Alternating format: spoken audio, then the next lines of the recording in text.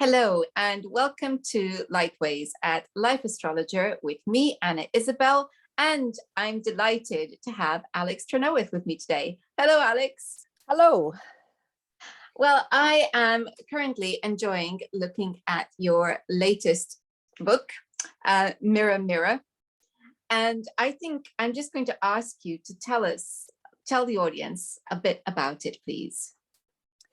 Well, I started writing it. I hadn't really thought too much about movies and films and stuff like that in astrology, but in 2009, Julia came out, and Julia Child is one of my childhood heroes, and she's an American cook, I guess we'd call her, and she had a television show, and so as a 6-year-old, I'd watch her on television, and I was absolutely enthralled by her. I thought she was so amazing. I didn't know what she was doing.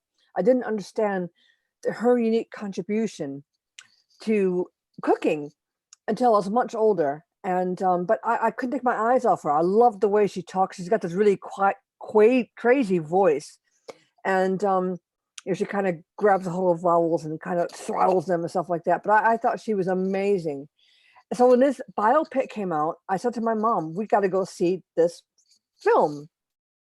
And Meryl Streep played Julia Child in the film, and I just thought I completely forgot that Meryl Streep wasn't really Julia Child. She just was so. It was amazing just to see this actor take on this role, and so just for fun, I thought I'd say, well, let's see what's going on with the charts of these two people. And what I found kept me very busy for the next couple of decades, because, it was, 10 years of watching these biopics before I actually wrote the book.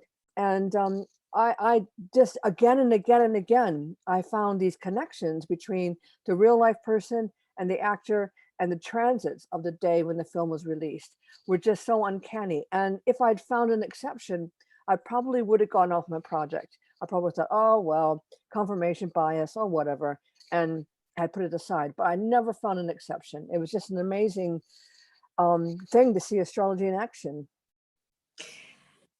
It is the case that we look at actors portraying roles in fiction, say, and you can see that there's something about the character that really embodies the energy that's coming, or there's something about the actor that embodies the energy of that character. And I mean, one that immediately crops up in my mind is Harry Potter.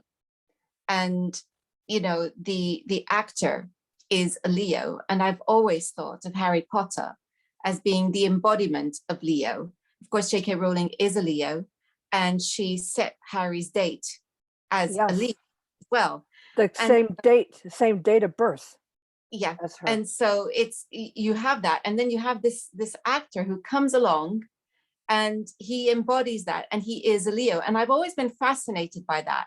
And so here you've taken it in a different way, because you're looking at the actual biographical films of so it's real people, and it's actors embodying those real people.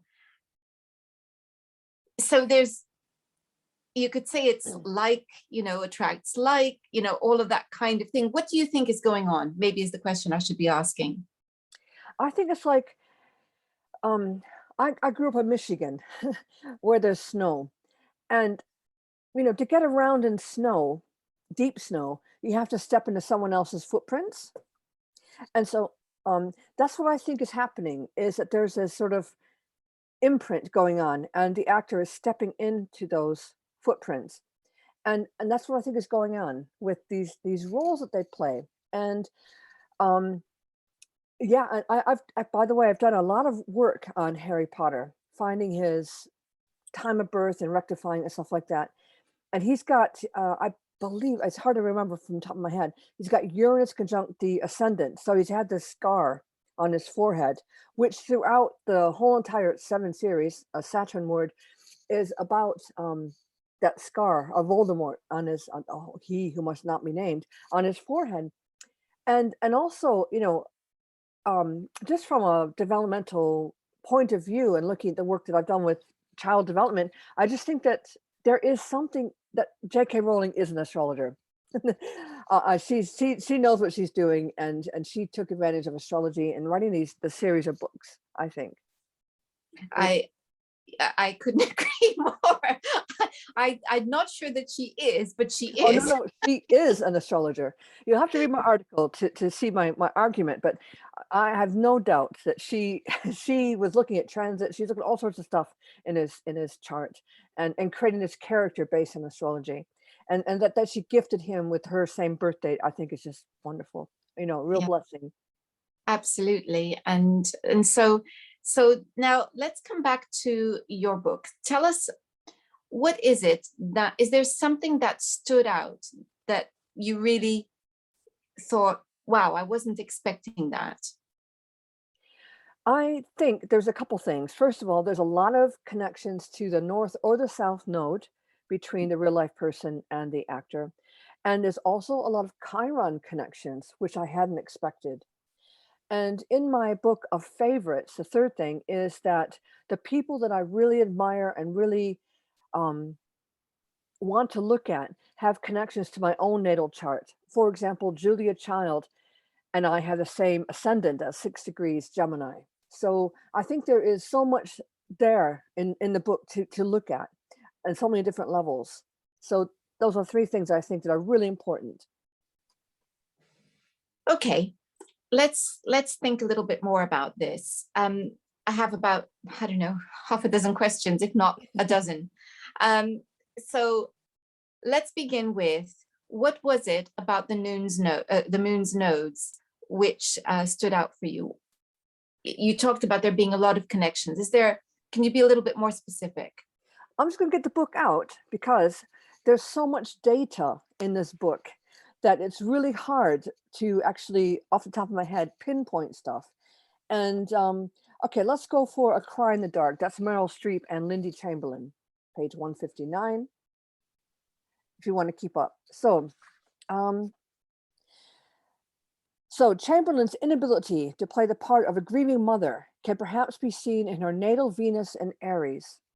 So here we have, she was sort of vilified by the media because they thought, okay, she's not a good mother. She left her child out in the dark and whatever, and a dingo took the baby because she wasn't being vigilant. Well, she's got Venus in Aries. Venus in Aries often does not have the patience to dwell on complicated emotions such as grief. Viewed in this way, it can be seen why Chamberlain was perceived as not caring enough about the fate of her daughter. Streep's north node in Aries is within a couple degrees of Chamberlain's natal Venus. So here we have these kind of connections between the actor and the actress. Additionally, Streep's moon in Taurus is conjunct Chamberlain's north node, so we can see the actress has a clear sense of the mother's instinct. Mm-hmm. So here is a good example of how we see that the actor really plugging into the difficulties that Lindy Chamberlain had. And we know now that Lindy Chamberlain was excused. She was found innocent in any sort of fault in her daughter's disappearance. It's a terribly sad story. But Lindy Chamberlain just could not pull off the good mother role for the media. And she was judged terribly harshly for this, for not showing enough grief, not showing enough emotion in her daughter's, in the trial that she had to go through. Did I understand correctly that her north node was in Taurus, Meryl Streep's moon in Taurus? Let me see. Streep's north node in Aries is within a couple degrees of Chamberlain's natal Venus. And what was the Taurus link? So Meryl Streep had the moon in Taurus.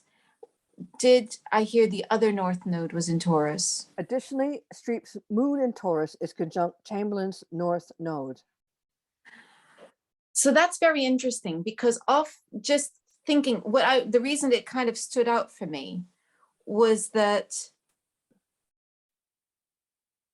there's something there about the need to learn to nurture.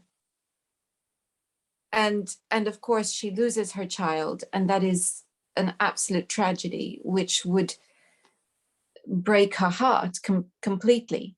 But then that means that Meryl Streep, who already has the moon in Taurus, which means this is instinctive to her,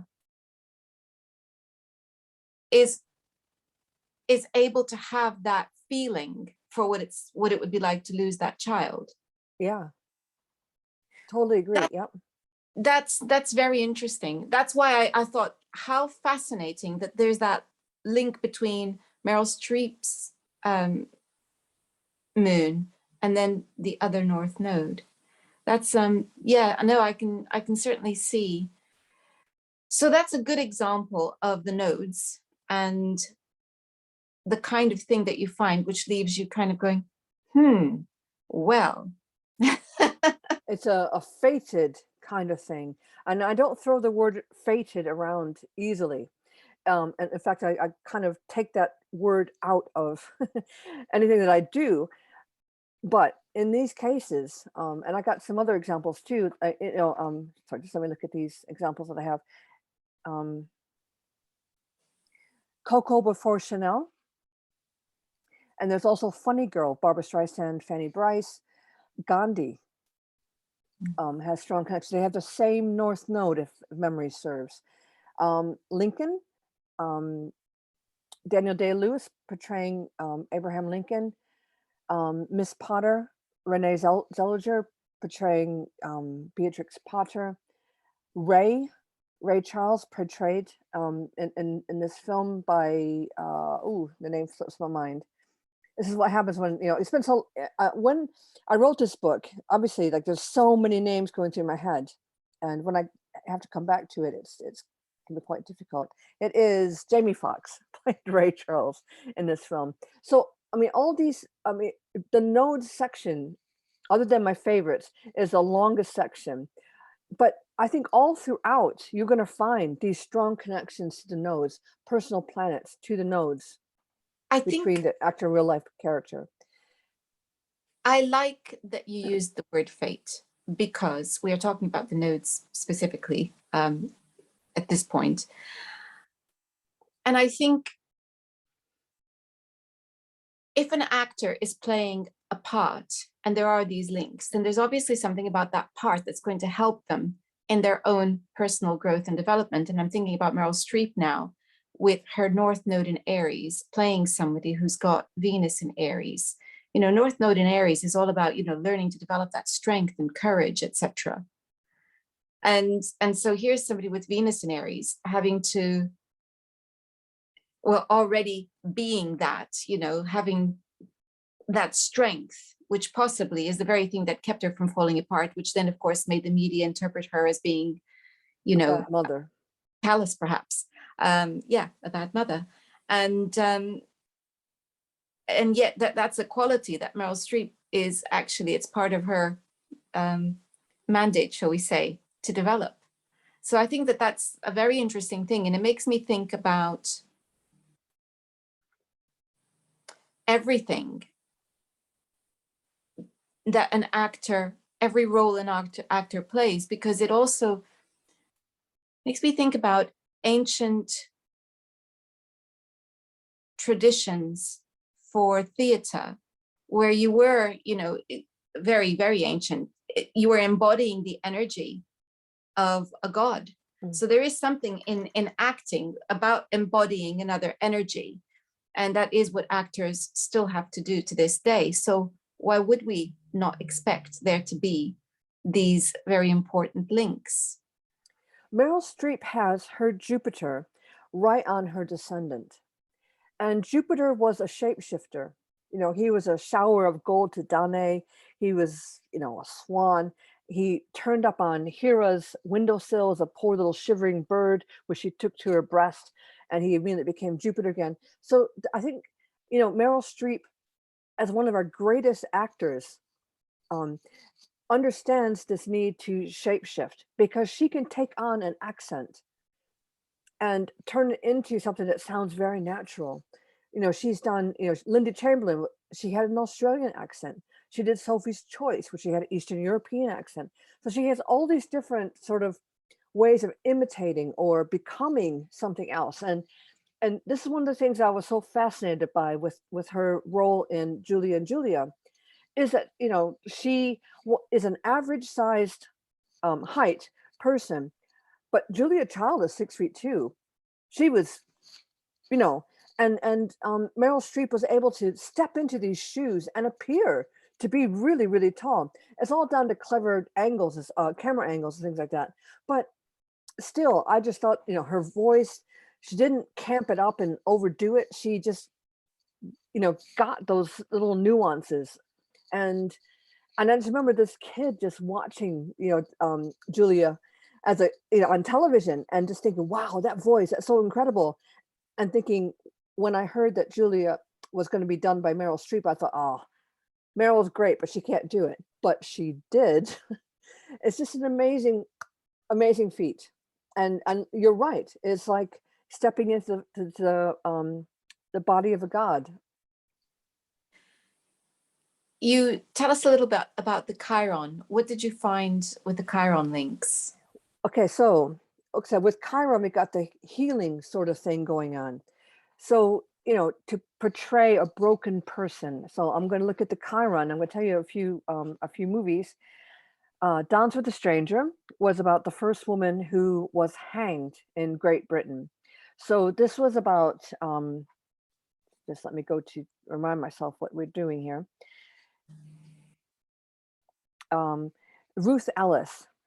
She was a very broken woman. She had a lot of difficulties, and she was portrayed by Miranda Richardson. So, I think we forget now that women have like a right to education and we have different opportunities. But back in the 1930s and 40s, things were very different for women. Education wasn't necessarily a right, and even voting wasn't necessarily a right for a lot of people. So Ellis had Saturn in Scorpio exactly conjunct her descendant, which says much about the type of men who were drawn to her. She was like a magnet for men that would abuse her. And it's a type of men that would want to dominate and control her. With her Jupiter in Aquarius, it would not have been easy for her to give up her freedom, because that was the other thing about her. She didn't want to be married. She didn't want to do whatever she was told to do. Perhaps she lived in a time when unmarried mothers had more choices. The outcome of her life would have been very different. Sorry, if she had lived in this time. It took Miranda Richardson, who had Chiron conjunct Ellis's Jupiter, to live this freedom out for her in this film. Richardson portrayed this broken woman, but who insisted on having her freedom. I will sleep with who I want. I will do what I want. If I want to go to a bar and have a drink, I'm going to go and do that. And that's exactly the kind of behavior that actually led to her falling in love with the wrong man and shooting him, which led to her own hanging. So it's quite a sad story. And during filming, transiting Saturn would have crossed over Ellis's ascendant, and transiting Pluto was exactly conjunct Richardson's North Node in Scorpio when the film was released. Dance with a Stranger was reported to have made a comfortable profit, and Richardson won a minor award for her portrayal of the tragic Ruth Ellis. So not only are these actors just playing a role, but they are actors portraying a role where they win prizes for what they do. And that's a good example, as well as A Cry in the Dark for Meryl Streep. I love the link with the transits as well. And again, you can't take the word fate out of it, can you? Because it's almost like an appointment with fate that's there to teach you something. And of course, the other role for the actor is to portray that energy for the wider audience to learn something from that too. So it's not just the actor, but it's for us as well. And well, we could lay bets on how many people have charts that would in some way connect up with those charts as well. Those who think they must see the film or are very drawn to it, which makes me think, brings me to something you said at some point about there being a link between your chart and who was it? Was it Julia Child's chart? Yeah, we have the same ascendant. Yeah, yeah, And yeah. other things too. And Alan Turing also has, another person I'm fascinated with, also has 6 degrees Gemini as an ascendant. And he was portrayed by Benedict Cumberbatch in The Imitation Game. And that's one of my all-time favorite films. So, you know, I think there's so much into this idea that the films and the actors and the real life person affect us in a certain way, and the astrology helps to explain that. Because there were some films, I watched over 200 biopics in preparation for this film. Now I didn't for this book. I didn't realize that it was going to be a book one day. It was only, I don't know, I guess around 2012 or 13. I guess I gave a lecture at the lodge, and I thought, oh, maybe this could be a book or something. But I just thought, wow, this is such an amazing thing, you know, all these connections, and that is exactly what astrology is: as above, so below, so below, so above. It's what draws us all together and what connects us. And it reminds us that we are all connected in some way or another. And understanding these connections is what brings us peace. It's it reminds us that why we shouldn't be fighting, you know, and disagreeing over things or taking advantage of each other. We should all remember that we are connected in some way or another. That's exactly what I was thinking, is the connections, mirror, mirror. You know, it's really about the way in which we mirror each other. So, you know, you're attracted to somebody who's got the same ascendant as you. I think that I find myself very comfortable with people with the same ascendant as me, particularly where the house cusps match. Because I recognize that person. There are so many things that I recognize in another person because they're a part of me. And equally, we all do that. And it's lovely that you've taken this little slice of life and illustrated it and how it works. Because that is exactly how it all works. We are all connected. And we can see that when we start looking at synastries. Why is it that we attract the people that we attract? And why is it we are attracted to the people that we are attracted to? And what is the lesson they're trying to teach us? Or they're going to teach us, yeah. Yeah. And what is it that we have to learn? And in the same way, why are we attracted to certain actors and the films and the characters that they portray? And why do certain stories have such appeal for us? It's all part of the same thing. We're learning from them. If they have any connection with us, then they're learning from us. We are learning from each other. And every time we read a book, we're stepping into somebody else's shoes and we're learning something from them. So it's great. So that's why I'm really enjoying the book, because it's a beautiful illustration of some very profound principles about us as human beings and the way that we relate to each other. Yeah, and this also gave me a really lovely way to use astrology in action. Although I've written star sign columns when I was broke and things like that, I think astrology has a far bigger application. And I'm not looking down on star sign columns or anything like that. I'm just saying astrology has so much more to offer. And both of my books, one was about applying Jupiter Saturn cycles to education, and this one is about looking at synastry in a different way. It's just a step aside from the mainstream astrology. And so I was really excited to be able to bring this, because both books can be accessed by people who don't know much about astrology. It gives them that next step on to the wonders of astrology outside of star signs. And again, I'm going to say it again. I'm not looking down on star signs. I'm just saying there's more to it than that. Well, that's the thing, is that astrology is, I can't even find the words. It's awesome in It's the literal sense. It's beautiful. all encompassing. It's beautiful. It's complex. There are so many different aspects to it, and Aspects.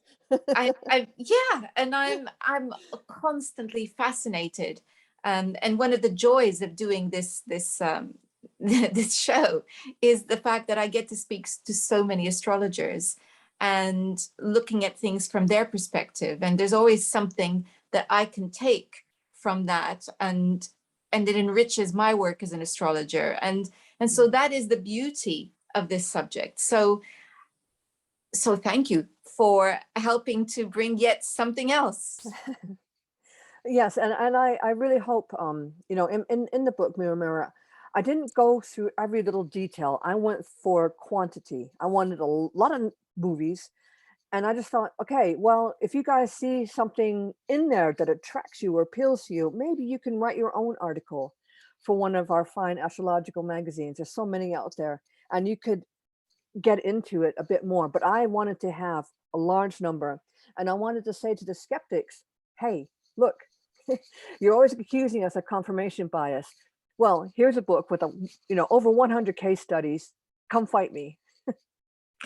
Indeed, and confirmation bias works with both ways. Yes, yes. Well, but it's one of the things that astrologers are always accused of, and something that Yeah, we need to be aware of, and use more data to make our points. And can I also say too that astrologers, we spend the majority of our time defending ourselves against the public, and as astrologers, we should be supporting ourselves as a community. I agree, So and I'm very grateful for your yeah. support. Oh, well, that's a joy.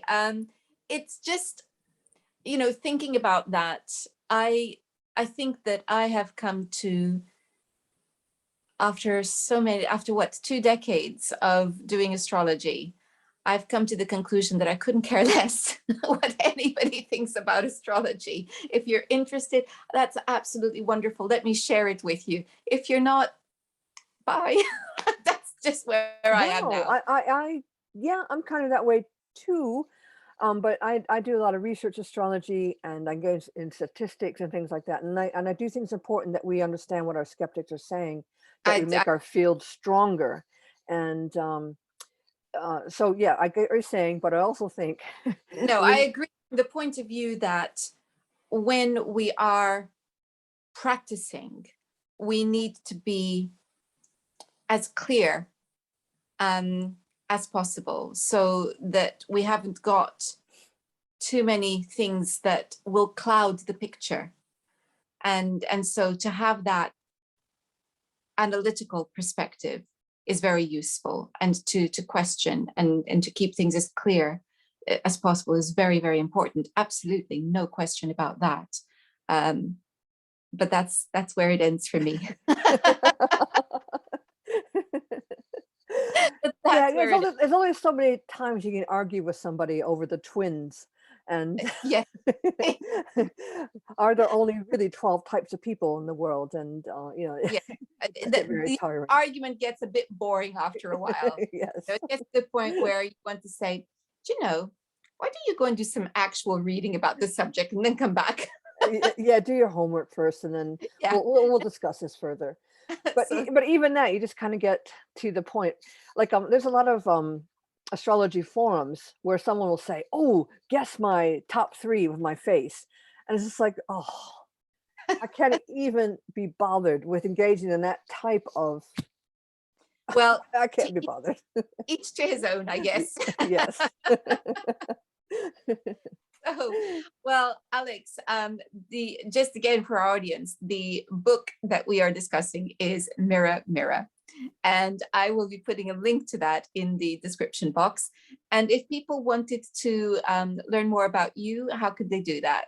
You can go to my website, www.alextrenoweth.co.uk. My surname is Trenoweth. And you can find me on I'll YouTube, put that Twitter, Instagram. everywhere. Yeah. So I will make sure that your the link to your website is on the description box as well. So thank you very much for your time today and your Thank book. you. Thank you very much, Anna. And thank you all for watching. Thank you. I neglect to say that if you do want to learn more about astrology, in addition to all the wonderful guests that I have here on the podcast, you can also check out my own website, because I'm always giving talks and workshops that you might find interesting. And next time, we are going to be looking at more of the new planets in the Kuiper Belt. Until then, goodbye.